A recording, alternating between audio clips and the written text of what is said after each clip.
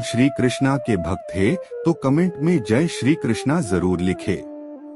तो चलिए शुरू करते हैं आज की प्रस्तुति। दोस्तों, आज भी हम ऐसे समाज में जी रहे हैं जो आज भी पुरुष प्रधान है। आज भी जब लड़की का जन्म होता है तो अधिकतर घरों में मायूसी छा जाती है। और मित्रों, यह और कुछ नहीं बल्कि हम मनुष्यों की अज्ञानता है।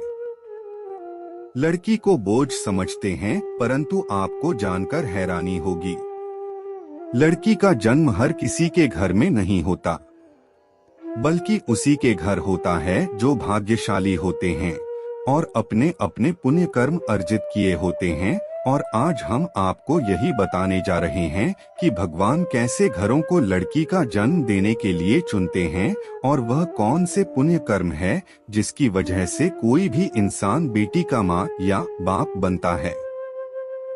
दोस्तों, भगवान श्री कृष्ण से अर्जुन पूछते हैं कि माधव, किन कर्मों के कारण किसी के घर पुत्री धन की प्राप्ति होती है, अर्थात कैसे घरों में बेटियों का जन्म होता है। तब श्री कृष्ण अर्जुन से कहते हैं,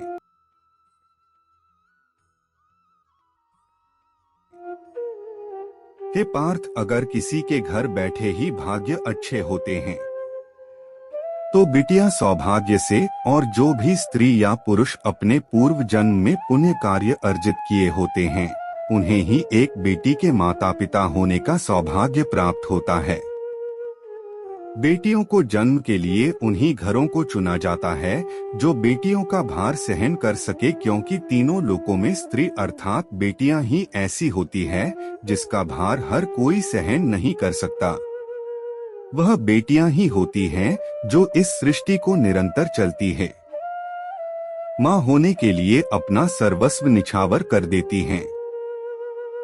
हे अर्जुन, पर जिस दिन इस सृष्टि में बेटियों का जन्म लेना रुक जाएगा उस दिन धीरे धीरे इस सृष्टि का अंत हो जाएगा। मित्रों, भगवान श्री कृष्ण के इन बातों पर गौर किया जाए तो उनका कहा बिल्कुल सही है, क्योंकि बेटियां अगर नहीं होंगी तो किसी का भी वंश आगे नहीं बढ़ सकता। दोस्तों, आपने भी कई लोगों को कहते सुना होगा कि जिस घर में बेटी का जन्म होता है वह घर स्वर्ग के समान होता है, क्योंकि बेटा तो केवल एक कुल को रोशन करता है, बेटियां तो दो कुलों को रोशन करती है। माता पिता के घर वो बेटी के रूप में अपने उत्तरदायित्व का निर्वहन करती हैं, तो ससुराल आकर एक बहू के रूप में सारे कर्तव्यों का पालन करती हैं।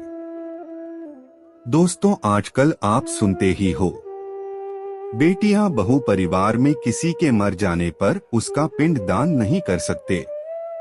लेकिन यह बिल्कुल भी सही नहीं है, क्योंकि रामायण में बताया गया है कि प्रभु श्री राम के पिता राजा दशरथ की मृत्यु हो गई तो माता सीता अर्थात राजा दशरथ की बहू नहीं उनका पिंडदान किया था, जिससे उन्हें जन्म मरण के चक्र से मुक्ति मिल गई थी। इतना ही नहीं, हिंदू धर्म शास्त्रों में बताया गया है कि बेटियां भी अपने पिता के नाम का पिंडदान कर सकती हैं।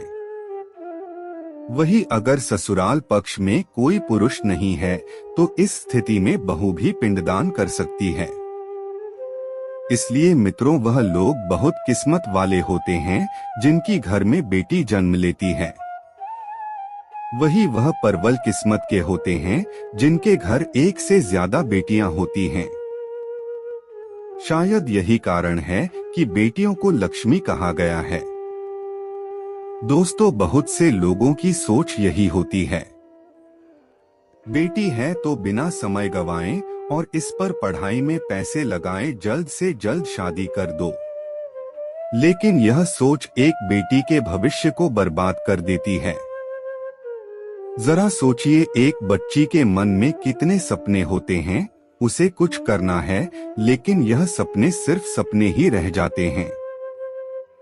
इसलिए अपनी बेटियों को सपने पूरे करने देना चाहिए, उन्हें जीवन में हर वह खुशी दे जो उन्हें मिलनी चाहिए।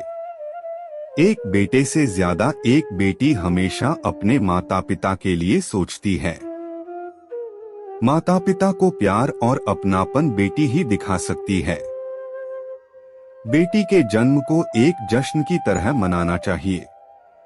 माता पिता को बेटी को हमेशा एहसास दिलाना चाहिए कितने खास ये बेटी है।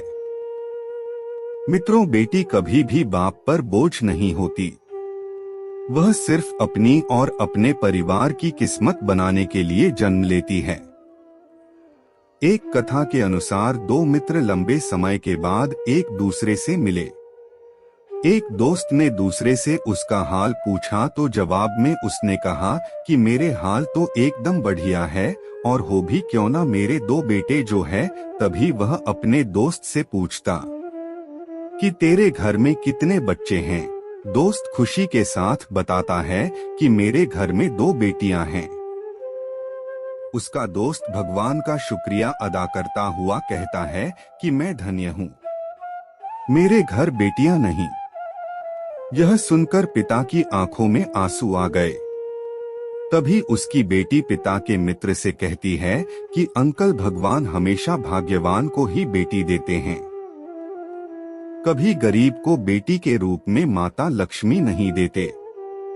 भगवान उसी को पुत्री का सुख देते हैं जिसके अंदर पालने की सामर्थ्यता होती है, जो गरीब होकर भी अपनी बेटी को पाल सकता है। एक बार स्वामी विवेकानंद वैष्णो देवी की सीढ़ियां चल रहे थे। बगल से किसान अपनी बेटी को कंधे में बिठाए चढ़ाई चल रहा था।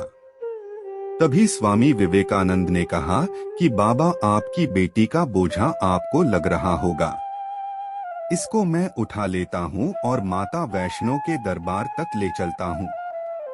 सबके सामने स्वामी विवेकानंद से कहा कि बेटी कभी भी बाप के कंधे पर बोझ नहीं होती। बेटियां अगर बाप के कंधे पर हों तो वह हर बोझ को हल्का कर देती है। मित्रों, बेटियां कभी भी धन की भूखी नहीं होती, जो सिर्फ मान और सम्मान की भूखी होती है।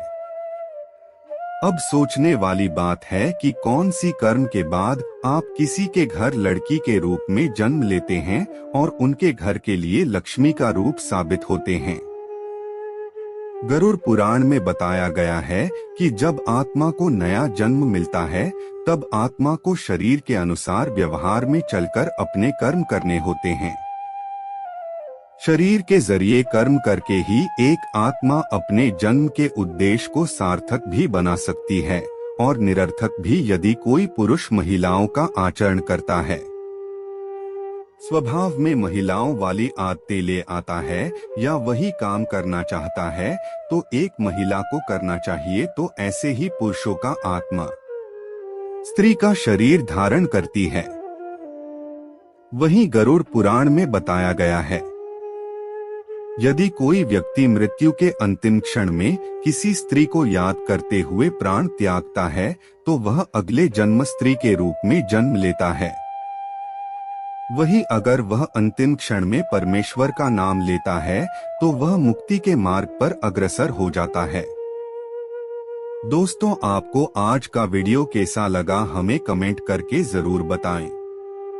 ऐसे ही ज्ञानवर्धक शास्त्र की बातें जानने के लिए हमारे चैनल को सब्सक्राइब करें और ऑल बेल आइकॉन को प्रेस करें ताकि चैनल पे अपलोड